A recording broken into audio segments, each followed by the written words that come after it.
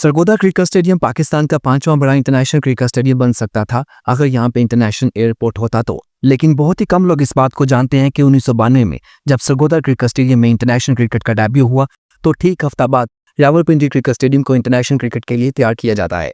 यहाँ से आप अंदाजा लगा लें कि 1992 में पाकिस्तान में क्रिकेट किस तरह प्रमोट की जा रही थी कि 2 इंटरनेशनल क्रिकेट वेन्यूज का एक हफ्ते के आगे पीछे इफ्तिताह किया जाता है। लेकिन 1992 के बाद सरगोदा क्रिकेट स्टेडियम कोई और इंटरनेशनल मैच होस्ट नहीं करता, जबकि रावलपिंडी क्रिकेट स्टेडियम आगे चलकर 1996 क्रिकेट वर्ल्ड कप के मैचेस को होस्ट करता है, बाद में इंटरनेशनल क्रिकेट को होस्ट करता है और अब 2025 में आईसीसी चैंपियंस ट्रॉफी 2025 पाकिस्तान के 3 मैचेस भी पिंडी क्रिकेट स्टेडियम होस्ट कर रहा है, जबकि सरगोदा क्रिकेट स्टेडियम तकरीबन डिमोलिश होने के करीब पहुंच चुका है। हालांकि जब रावलपिंडी क्रिकेट स्टेडियम और सरगोदा क्रिकेट स्टेडियम बनाया गया था तो इनका डिजाइन सेम रखा गया था, दोनों की सीटिंग कैपेसिटी सेम थी और दोनों को देखकर तकरीबन एक जैसा ही गुमान आता था। लेकिन रावलपिंडी क्रिकेट स्टेडियम तरक्की करता गया और सरगोदा क्रिकेट स्टेडियम वो मुकाम हासिल ना कर सका जिसका इसको जरूरत थी। हालांकि सरगोदा ना सिर्फ एक डिस्ट्रिक्ट है बल्कि एक डिविजनल हेडक्वार्टर भी रखता है, लेकिन सरगोदा में इंटरनेशनल क्रिकेट आज के दौर में करवाना काफी मुश्किल हो गया है। सबसे बड़ी बात है कि अगर सरगोदा में इंटरनेशनल क्रिकेट करवानी है तो यहाँ पे state of the art cricket stadium ना बेशक हो, लेकिन कम अज कम इकबाल स्टेडियम या फिर पिंडी क्रिकेट स्टेडियम की तरह यहाँ पे रेनोवेशन अपग्रेडेशन रिक्वायर है। सरगोदा क्रिकेट स्टेडियम की गुंजाइश 18 से 20 हज़ार है। अगर यहाँ पे इंटरनेशनल क्रिकेट करवानी है तो यहाँ पे जो क्राउड का एरिया है, इंक्लोजर्स हैं, उसकी नई तामीर होगी, वहाँ पे सीट्स इंस्टॉल होंगी। सीट्स इंस्टॉल नहीं भी होती तो कम से कम छत लगानी होगी। अगर छत भी नहीं लगाते तो आपको यहाँ पे मीडिया फैसिलिटी रूम, यहाँ पे ड्रेसिंग रूम, कमेंटेटर रूम के नाम पे आपको कम से कम भी यहाँ पे कोई 50 से 100 करोड़ रुपए का तो खर्चा करना होगा। लेकिन हम मिसाल देते हैं कि सरगोदा में एक state of the art cricket stadium बन जाता है, यहाँ पे जो इंटरनेशनल क्रिकेट की रिक्वायरमेंट्स है स्टेडियम के अकॉर्डिंग वो पूरी हो जाती हैं, तो उसके बाद यहाँ पे इंटरनेशनल क्रिकेट हो पाएगी? तो उसका जवाब है नहीं। इंटरनेशनल क्रिकेट सरगोदा में फिर भी नहीं हो पाएगी क्योंकि सरगोदा में कोई इंटरनेशनल एयरपोर्ट नहीं है जो टीम्स को वहाँ पे लैंड और टेक ऑफ की फैसिलिटीज प्रोवाइड कर सके। हालांकि आप कहेंगे कि सरगोदा में तो इंटरनेशनल एयरपोर्ट है, तो है, वो मिलिट्री के इस्तेमाल में है, लेकिन कमर्शियल इस्तेमाल में सरगोदा में फिलहाल कोई एयरपोर्ट नहीं है। माजी में यहाँ में भागटम वाला एयरपोर्ट था जहाँ पे पीआई की कुछ डोमेस्टिक फ्लाइट्स जो है वो लैंड किया करती थी, लेकिन अब जो भागटा वाला एयरपोर्ट है वो भी किसी के इस्तेमाल में नहीं है।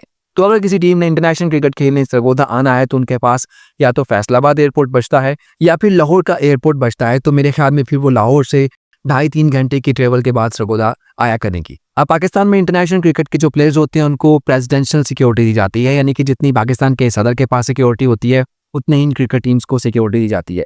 तो अब 2.5-3 घंटे का जो सफर होगा उसमें सारे रोड्स को बंद किया जाएगा, ब्लॉक किया जाएगा, फिर इस टीम की जो ट्रेवल होगा, इस टीम का जो मूवमेंट होगी उसको कंप्लीट किया जाएगा।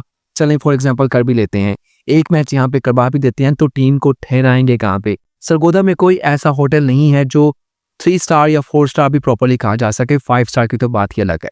क्योंकि आजकल जो आईसीसी की पॉलिसीज है उसके अकॉर्डिंग किसी भी टीम ने जब टूर करना होता है तो पर प्लेयर के लिए अलग से एक रूम होना चाहिए। यानी कि अगर फॉर एग्जाम्पल मिनिमम भी किसी टीम के स्क्वाड में 15 प्लेयर्स हैं तो उनके 15 के अलग अलग कमरे होंगे, उनका कोचिंग स्टाफ है, उनका मेडिकल स्टाफ है, उनके मैनेजर्स हैं, ये सभी मिला के भी उनको कम से कम भी कोई 30 से 40 रूम्स तो कम से कम चाहिए होंगे। फिर पाकिस्तानी टीम ने भी ठहरना है, उनके लिए भी 30 से 40 रूम चाहिए होंगे। और सबसे बड़ी बात है कि ये जो ब्रॉडकास्टर्स होंगे, एडवर्टाइजर्स होंगे, आईसीसी मैच ऑफिशियल्स होंगे जिसमें अंपायर्स होते हैं, तो उनका क्या बनेगा? और जब सरगोदा में इंटरनेशनल क्रिकेट होनी है तो यहाँ पे बाहर से और सिटी से लोगों ने भी तो आकर ठहरना है ना, उनके लिए क्या प्लान होगा? तो उसका जवाब है कि नहीं, सरगोदा में तो ऐसा कोई सीन नहीं है। सरगोदा में कोई ऐसा एयरपोर्ट नहीं है जो आईसीसी की रिक्वायरमेंट्स को फुलफिल कर सके। तो सरगोदा में इंटरनेशनल क्रिकेट कैसे करवाई जा सकती है? उसका हाल तो यही बनता है कि लाहौर से सरगोदा में एक हेलीकॉप्टर के जरिए, हेलीपैड के जरिए यहाँ पे टीम को लाया जाए, मैच खिलाया जाए, वापस ले लिया जाए। लेकिन ये कोई टेम्प्रेरी सोल्यूशन तो हो सकता है 1-2 मैचेस के लिए कि हम दिखा दें कि हमने यहाँ पे इंटरनेशनल क्रिकेट करवा दी है, लेकिन परमानेंट सोल्यूशन नहीं होगा। हर बार तो आपको हेलीकॉप्टर की जरूरत नहीं पड़ेगी। अगर आपने हेलीकॉप्टर में ही टीम को मूव करवाना है तो उसमें क्या पैगाम देंगे इंटरनेशनल क्रिकेट को कि पाकिस्तान में मतलब ऐसा इंफ्रास्ट्रक्चर भी नहीं है। तो मेरे ख्याल में कुछ लोग काफ़ी दिनों से पूछ रहे थे कि सरगोदा क्रिकेट स्टेडियम में इंटरनेशनल क्रिकेट क्यों नहीं हो रही? सरगोदा में इंटरनेशनल क्रिकेट होनी चाहिए। मैं खुद कहता हूँ सरगोदा के साथ मेरा बहुत अच्छा ताल्लुक है।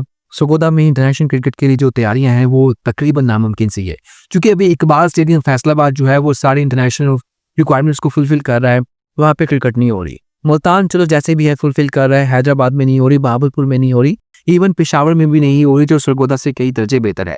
पेशावर में हम ये कह सकते हैं कि होटल्स की क्वालिटी का इशू हो सकता है, लेकिन पेशावर में आप उनको डिफरेंट अकोमोडेशन के जरिए उनको आप फैसिलिटेट कर सकते हैं, लेकिन सरगोदा में तो ऐसी कोई फैसिलिटीज़ नहीं है। कुछ यहाँ पे रेस्ट हाउसेज हैं उनका आप कह सकते हैं, लेकिन बात वही है कि उनमें आप एक आध मैच के लिए तो कर सकते हैं, लेकिन अगर आपने साल में को 5-6 मैचेस भी सरगोदा में करवाने हो तो ये नामुमकिन सा हो जाता है। सबसे बड़ी बात है कि होटल भी हो जाता है, एयरपोर्ट का मसला भी हल हो जाता है, स्टेडियम भी बन जाता है, ब्रॉडकास्ट, एडवर्टाइजर सारे सॉल्यूशंस फुलफिल हो जाते हैं। तो एक बड़ी वजह वो ये है कि सरगोदा का वेदर। सरगोदा काफ़ी गर्म मौसम रखता है, तो आप गर्मियों में यहाँ वनडे, ओडीआई, T20 टेस्ट कुछ भी नहीं करवा सकते।